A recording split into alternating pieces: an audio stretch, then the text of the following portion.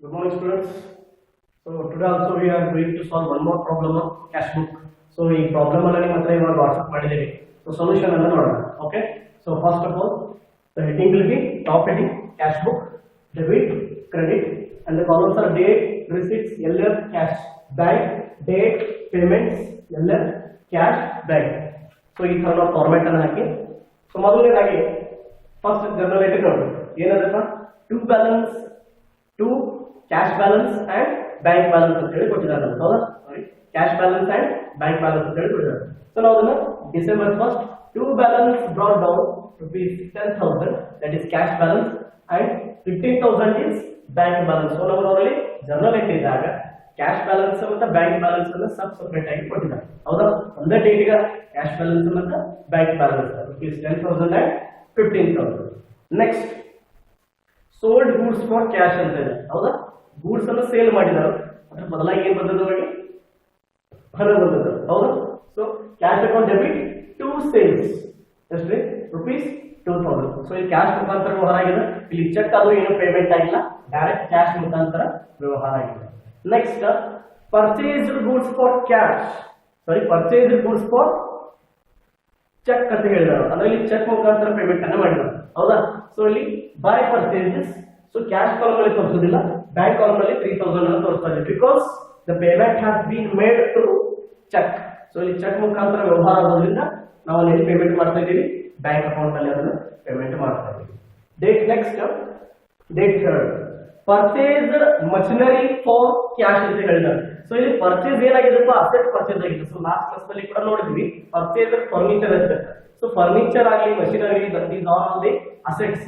ನಾವು fixed assets ಅಂತ ಹೇಳಿ ಕರೀತೀವಿ ಸೊ ಇಲ್ಲಿ ಅಸೆಟ್ ಪರ್ಚೇಸ್ ಮಾಡಿದಾಗ ಅಸೆಟ್ ಹೆಸರನ್ನ ಹೈಲೈಟ್ ಮಾಡ್ತಾ ಇದ್ದೀವಿ ಬೈ ಮಷಿನರಿ ಸೊ ಕ್ಯಾಶ್ ಮುಖಾಂತರ ವ್ಯವಹಾರ ಆಗಿದೆ 1,000 rupees it is we are entered in cash column so bank ಮುಖಾಂತರ ಯಾವಾಗ ಮಾಡ್ತೀವಿ ನಾವು ಎಂಟ್ರಿ ಯಾವಾಗ ಚೆಕ್ ಪೇಮೆಂಟ್ ಆಗ್ತಿತ್ತು ಅವಾಗ ಬ್ಯಾಂಕ್ ಥ್ರೂ ಎಂಟ್ರಿ ಮಾಡ್ತೀವಿ ಇಲ್ಲಿ ಚೆಕ್ ಥ್ರೂ ಆಗಿಲ್ಲ ಕ್ಯಾಶ್ ಪೇಮೆಂಟ್ ಆಗಿದೆ okay next date 4 paid rent by cheque so rent ಅನ್ನ ಕೊಟ್ಟಿದ್ದಾರೆ ಬಿಲ್ಡಿಂಗ್ ರೆಂಟ್ ಅನ್ನ ಪೇಮೆಂಟ್ ಮಾಡಿದರು ಕ್ಯಾಶ್ ಕೊಟ್ಟಿಲ್ಲ ಏನ್ ಕೊಟ್ಟರು ಚೆಕ್ ಪೇಮೆಂಟ್ ಮಾಡಿದ್ದಾರೆ ಸೊ ಚೆಕ್ ಪೇಮೆಂಟ್ ಮಾಡಿದಾಗ by rent ₹500 through check so we are going to enter in bank column so bank column ಅಲ್ಲಿ ಎಂಟರ್ ಮಾಡ್ತಾ ಇದ್ದೀವಿ because ಅದು ಚೆಕ್ ಮುಖಾಂತರ ವ್ಯವಹಾರ ಆಗಿದೆ next date 5 so sold goods for cash rupees 5,000 so goods ಅನ್ನು sale ಮಾಡಿದ್ರು ಅದರ ಬದಲಾಗಿ ನಮಗೆ ಕ್ಯಾಶ್ ಬಂದಿದೆ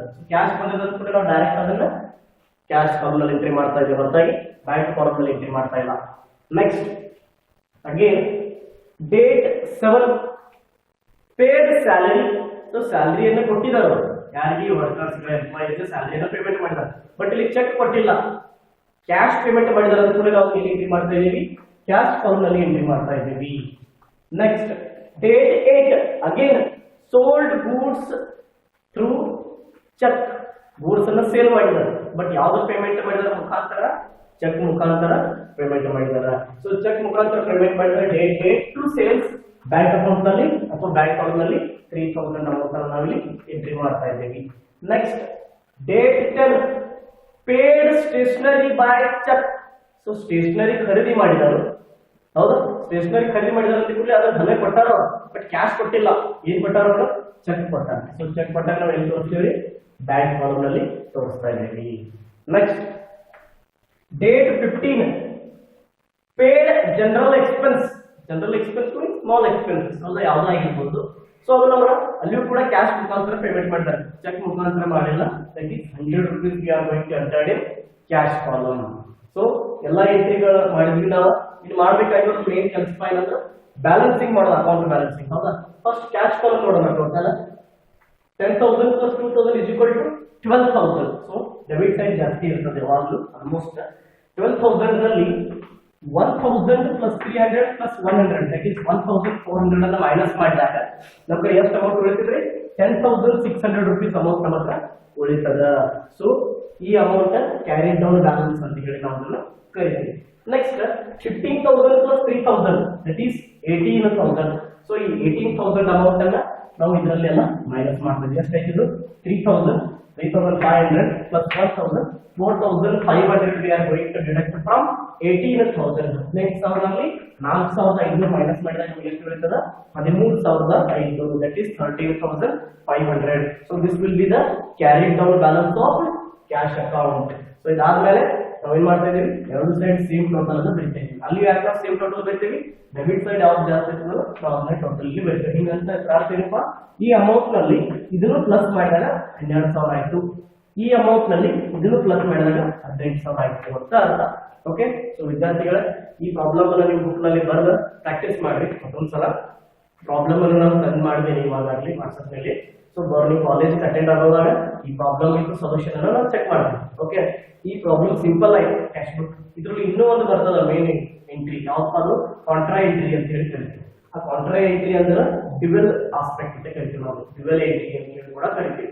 ಸೊ ಇಲ್ಲಿ ಒಂದು ಜರ್ನಲ್ ಒಂದು ಟ್ರಾನ್ಸಾಕ್ಷನ್ ಗೆ ನಾವು ಎರಡು ಎಂಟ್ರಿಯನ್ನು ಕೊಡ್ತಾ ಇರ್ತೀವಿ.